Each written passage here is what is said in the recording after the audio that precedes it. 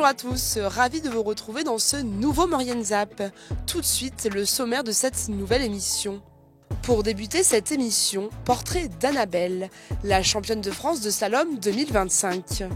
Elle est venue dans les studios de Maurienne TV afin de nous présenter sa médaille d'or. Bonjour à tous, bienvenue dans cette rubrique qui est l'invité de la semaine. Aujourd'hui, on a l'honneur d'accueillir Annabelle. Bonjour Annabelle. Bonjour. Vous êtes championne de France de slalom dans le groupe élite. Qu'est-ce que ça fait d'être championne de France aujourd'hui? C'est vraiment bien. Je m'y attendais pas spécialement. Cette compétition, comment est-ce que vous l'avez abordée? Comment ça s'est passé quand vous êtes arrivée là-bas? J'y suis allée sans trop d'attente au niveau de la victoire. D'accord. J'espérais faire pourquoi pas un podium, mais je savais que ça allait être déjà dur vu qu'il y a les filles de la Coupe du Monde. D'accord. Mais donc voilà, après la première manche, j'étais bien placée et voilà, mais j'ai jamais pensé à la victoire, même entre les deux manches. C'est vrai? Et ouais. du coup, ça a été un peu la surprise à la fin? Ouais, vraiment, je voyais les filles passer. Parce que c'est en ordre inversé à la deuxième manche. Okay. Du coup, j'étais à l'arrivée, je suis arrivée en tête et il restait ces trois autres filles et elles passaient toutes derrière moi. Donc c'était cool. Alors justement, ces trois autres filles, c'est des filles qui font normalement partie du circuit Coupe du Monde.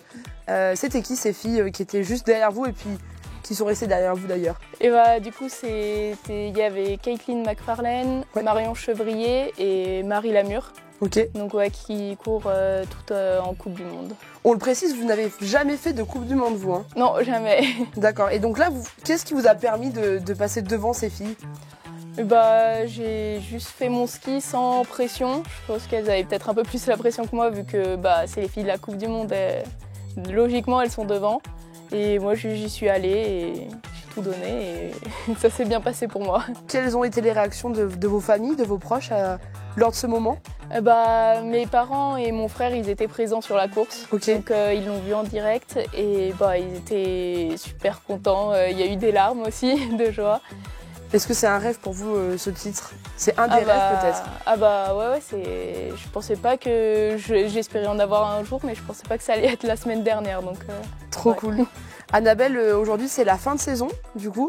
On est au printemps, on va passer à l'été. Pour vous, en tant qu'athlète de haut niveau, quels vont être l'objectif et le planning des prochains mois à venir? Donc nous, là, on va partir... on a quand même un petit peu une pause, là, le mois de mai.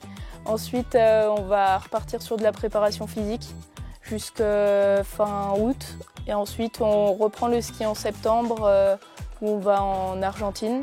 Le prochain objectif, qu'est-ce que ce serait pour la saison qui arrive? Enfin, la saison hivernale qui va arriver dans quelques mois quand même. Hein. Ce serait de prendre un départ en Coupe du Monde. Quand est-ce que ce serait la première Coupe du Monde à laquelle vous pourriez participer l'année prochaine, à peu près en termes de mois? La première Coupe du Monde, elle se fait en novembre. D'accord. À Lévis, en Finlande. Ok. Donc, oui, c'est pas en France. Non, c'est pas en France, c'est à l'étranger. Et après, on n'a pas encore le planning des courses, mais chaque année, il y a Courchevel en nocturne. Mais ça, c'est souvent en décembre ou en janvier. Très bien. Écoutez Annabelle, bravo, félicitations, vous êtes la championne de France 2024-2025. Et puis on vous souhaite bon courage pour l'entraînement à suivre pour la saison estivale. Et puis bonne chance pour l'année prochaine pour les Coupes du Monde. J'espère vous retrouver à Maurienne TV pour une victoire en Coupe du Monde, pourquoi pas. Ça serait bien, oui. Super. Merci beaucoup Annabelle. Merci beaucoup.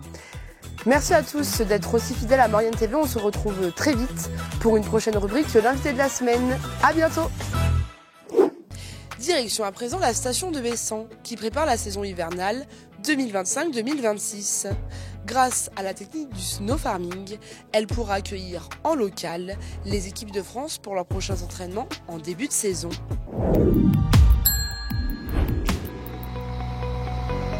Le snow farming, cette technique, utilisée depuis plusieurs années dans la station de Bessan, permet de conserver l'or blanc. On a 22 500 m3 de neige qu'on va conserver sous 40 cm de sciure et ça va permettre en fait de tenir tout l'été. On aura une perte, l'année dernière on a eu une perte de 17%, mais généralement on calcule entre 20 et 25%, tout dépend de la chaleur de l'été. Un atout majeur qui permettra d'ouvrir, dès le mois de novembre, 3,3 km de piste. Donc là, on espère pouvoir faire les 3,3 km qui permettent en fait aux équipes de faire différents formats de courses et du coup de s'entraîner et de faire des sélections en début de saison dans les meilleures conditions. Une réserve de neige travaillée par toutes les équipes de la station. Cette année, c'est le baptême du feu pour Baptiste, qui effectue sa première saison. Je ne savais pas à quoi m'attendre, si ça allait tenir les chenilles, si ça allait être dur avec la lame. Alors c'est pas évident, mais ça se fait plutôt bien. Il faut être régulier, délicat, et ça se passe plutôt bien. La sûre, ça tient plutôt bien aux chenilles, et la lame, il faut prendre des lames pour pas faire 10 allers-retours, mais ça, il y a du poids, mais ça se fait bien. La station ouvrira dès le mois de novembre. Un atout majeur pour les équipes de France. Ça permet vraiment aux sportifs de haut niveau de débuter la saison, de s'entraîner et pour les équipes de France du coup de s'entraîner en local. Donc d'éviter d'aller prendre l'avion pour aller en Norvège ou ailleurs. En fait, ils peuvent vraiment s'entraîner en France dans des très très bonnes conditions. Une station avant-gardiste qui continue de se développer. On a un site qu'on va moderniser, donc la modernisation passe par plusieurs éléments. Donc on construira un bâtiment, améliorer justement du coup le pas de tir, améliorer le système de snow farming, parce qu'aujourd'hui en fait il est à l'air libre, mais là on va créer une cellule qui va permettre de mieux conserver la neige et puis du coup jusqu'à avoir des infrastructures qui seront optimales en vue notamment des JO 2030 et du coup des entraînements des sportifs de haut niveau. Une forte volonté pour Bessan de devenir l'un des lieux d'accueil pour les entraînements en vue des JO 2030.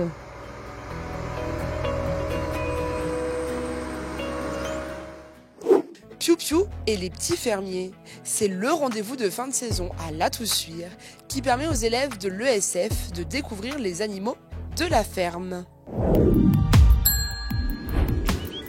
Allez, amène-les. Piou Piou et les petits fermiers, c'est l'événement de fin de saison. Donc ça c'est Bubule. Elle est belle Bubule? Alors Bulle c'est une fille. L'occasion pour les enfants de l'ESF de déchausser les skis et de découvrir les animaux de nos montagnes. Le but c'était vraiment de monter une ferme éphémère sur la journée avec à peu près toutes les espèces d'animaux qui sont présents sur une ferme pour sensibiliser les enfants du jardin d'enfants mais aussi les enfants de l'école de la Toussuire. Et aussi leur expliquer l'agriculture de montagne, parce que l'hiver, il y a de la neige, mais le reste de l'année, il faut entretenir les montagnes. Et c'est nos animaux qui les pâturent. Une façon de découvrir la polyvalence du métier de moniteur de ski. Droite. Top, viens. Une grande partie des moniteurs de ski ont une double activité.